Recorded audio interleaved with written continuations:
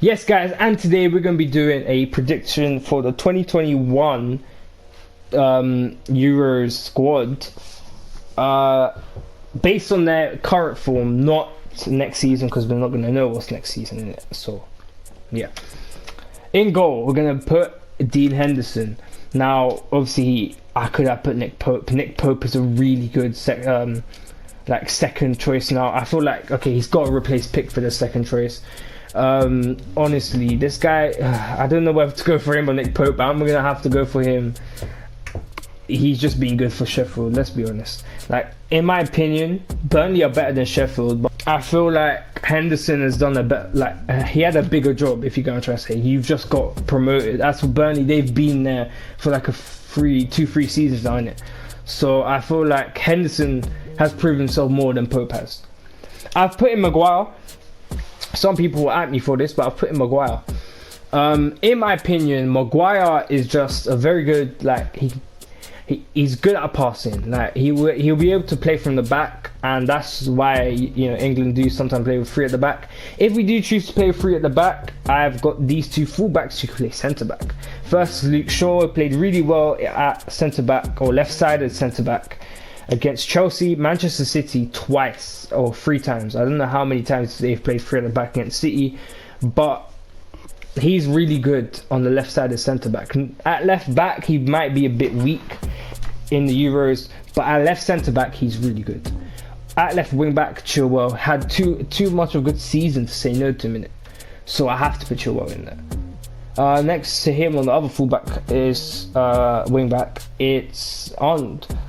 Now, Alexander-Arnold, I don't think I need to say much. I really don't think I need to say much. So next, again, another guy I don't need to say much. My guy captained them to winning the Premier League, winning the Club World Cup. Was it the Club World Cup? Something like that. Champions League. And yeah, he's done really well, to be honest. And he's really improved this season. Like, before, I was like, he's just, you know, he's just a captain. This, since 2018-19 proved himself, and I feel like I now rate him. I don't say he's overrated. He's to be honest, in my opinion, now I feel like he's underrated. He could go on to win the Premier League Player of the Year, in my opinion. And yeah, next got James Madison. Now, I actually knew about this guy last season. Very good creator, but this season's where it's all eyes on him because of Leicester's really good performances. I think. No, he went under the radar last season, but this season is the season where people start to notice him, and well, it speaks for itself, innit? So, yeah.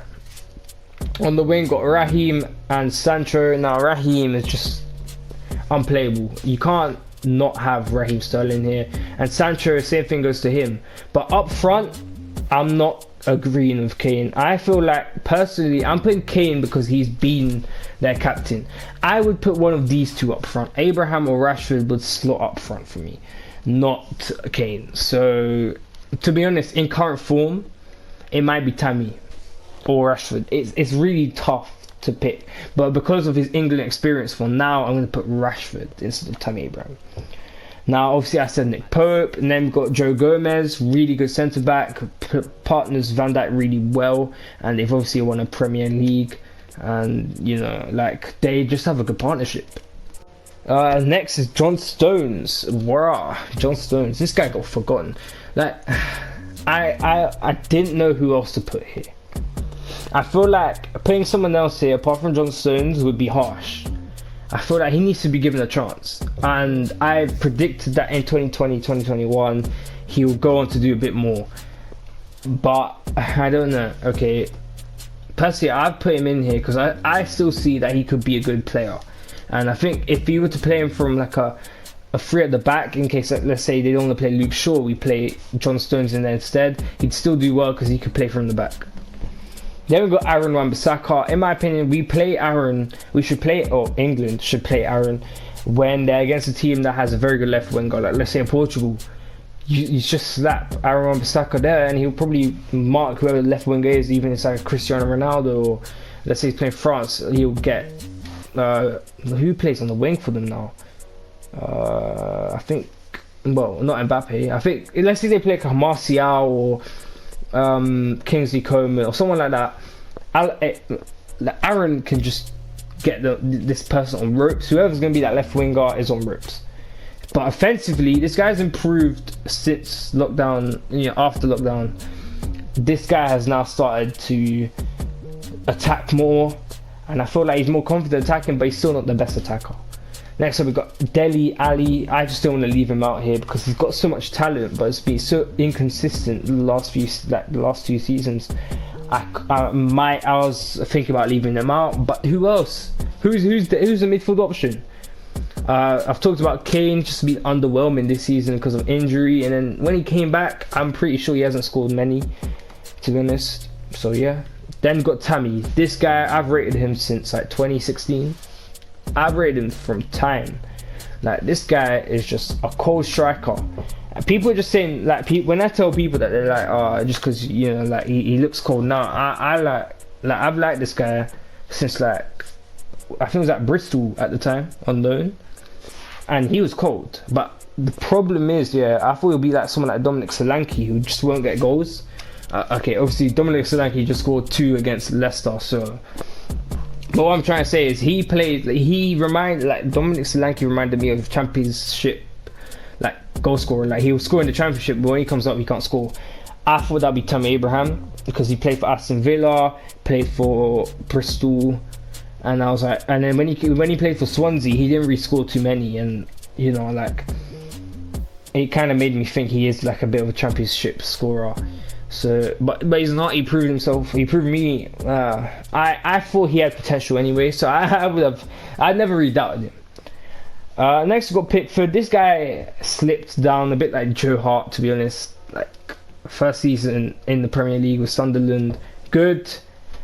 Everton, all right. Next season, bad. It just went badly. But yeah, I still feel he has potential. So yeah. Next, we got Phil Foden. This guy could easily, actually, he will replace Dele Alli on the subs. This guy can do both the defensive work, offensive. Like, he could just do everything. He's got that work rate that reminds me of Bruno Fernandes. He just has that work rate, bro. That work rate. I'm sorry, but okay. And I think it was against not Brighton, the team before they beat Brighton. Who did they play before Brighton? Whoever they played, okay, whoever. This guy did miss a couple of sitters, or not sitters, but chances that he should have tucked away, but he didn't tuck them away. So, in my opinion, he just needs to work on his shooting and finishing, and he'll be a good player. Next, I've got Saka. This guy these three and Foden earned their spot because of their breakthroughs. Saka, really good fullback, man. This guy could play on the wing, could play at fullback. He's just a very good player. I would have actually slotted him in if it wasn't for Chilwell's good season.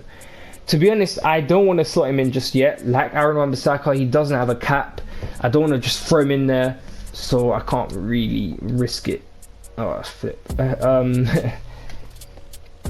I just don't want to risk it. Mason Mount, same thing goes to him and Greenwood, to be honest.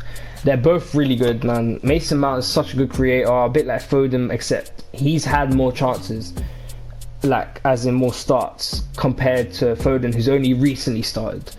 But I feel like Mount's game time will be slowly decreased when when Ziyech starts playing.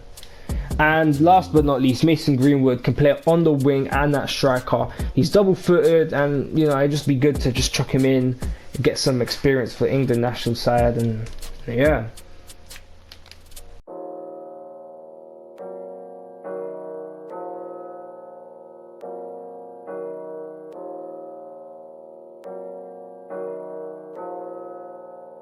Beats by Malice.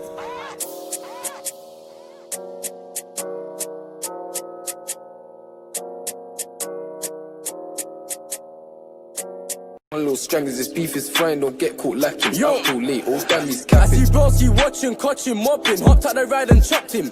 They get back, dropped him. Everyone's flossing, gassed up, OT bopping. Machine gun shopping, shotgun locking. 2 hands bow and popping. My aunt used to ask if I'm